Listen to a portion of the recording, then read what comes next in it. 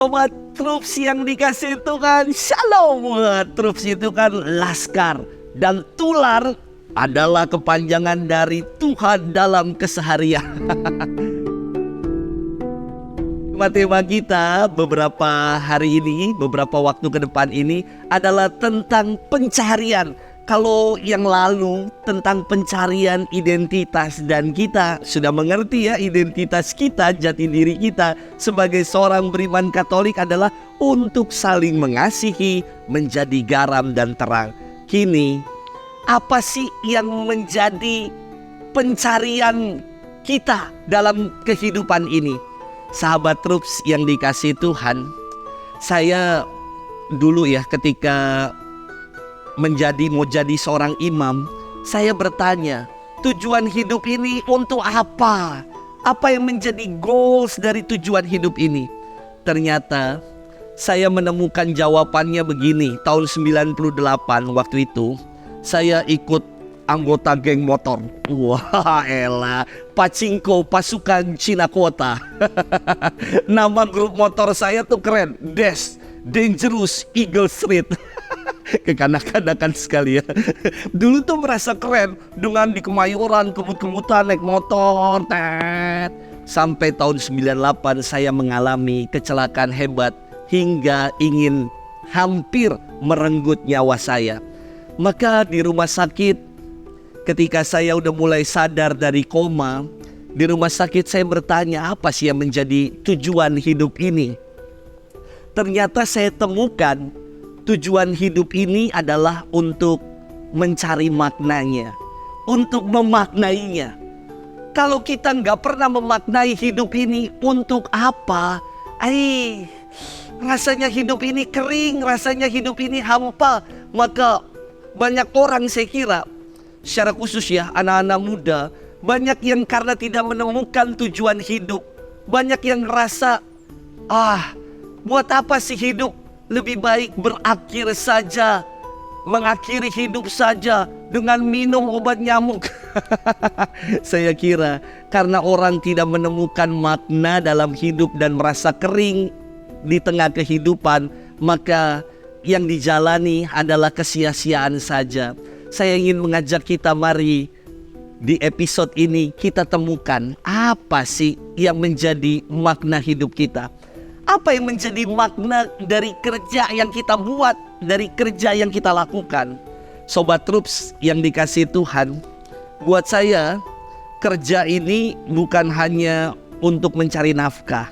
Kalau hanya kerja untuk mencari nafkah, yang kita habiskan waktu kita, effort setiap hari yang kita buat dengan pagi-pagi bangun, berangkat kerja, macet-macet, pulang kerja juga macet-macet. Kita ini bisa burn out. Karena apa? Karena kita mengalami kesia-siaan, tidak menemukan tujuan, hanya mencari nafkah, uang. Kalau udah punya, selanjutnya untuk apa? Namun ketika kita menjadikan kerja juga sebagai ibadah. Ibadah itu dari kata abodah, artinya pujian kita kepada Tuhan, ungkapan syukur kita kepada Tuhan. Beda loh dengan menjalaninya. Ketika kita bekerja, pasti kita dengan happy, bangun pagi-pagi, sikat gigi. Ayo kalian Sobat Troops kalau berangkat kerja mandi apa cuci muka doang? Jangan-jangan nggak pakai sikat gigi langsung berangkat karena menjadikan kerja hanya sebagai rutinitas.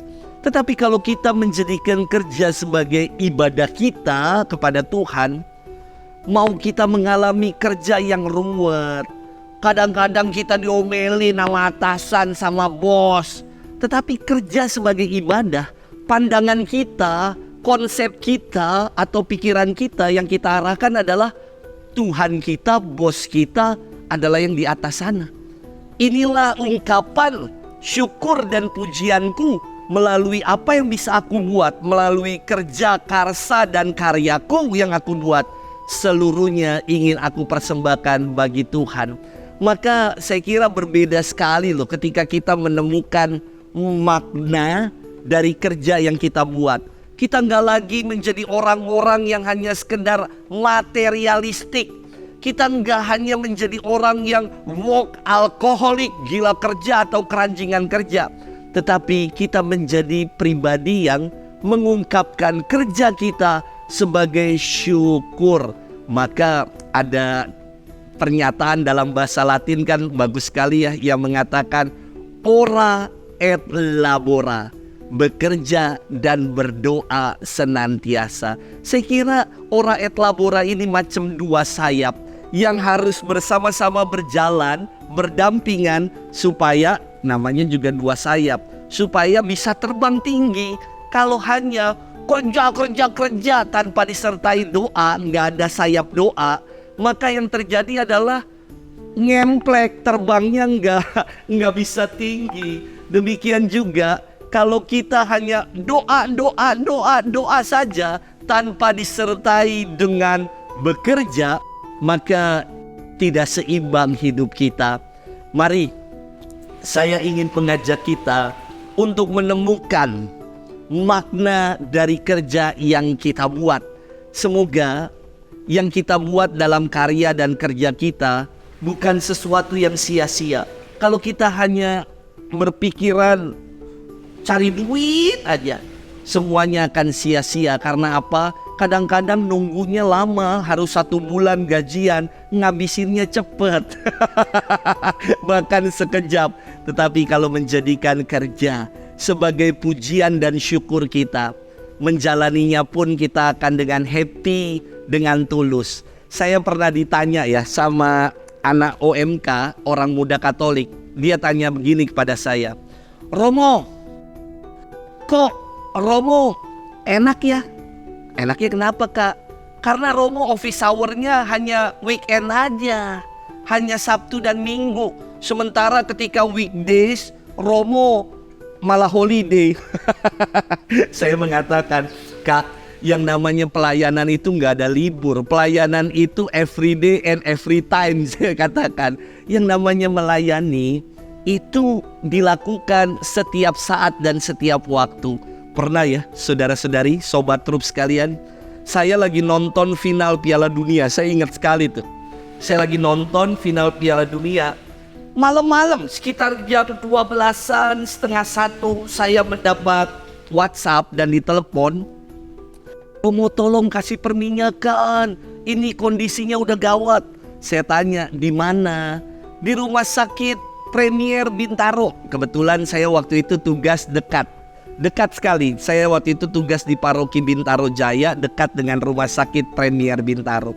Saya buru-buru datang, padahal final Piala Dunia memasuki babak kedua.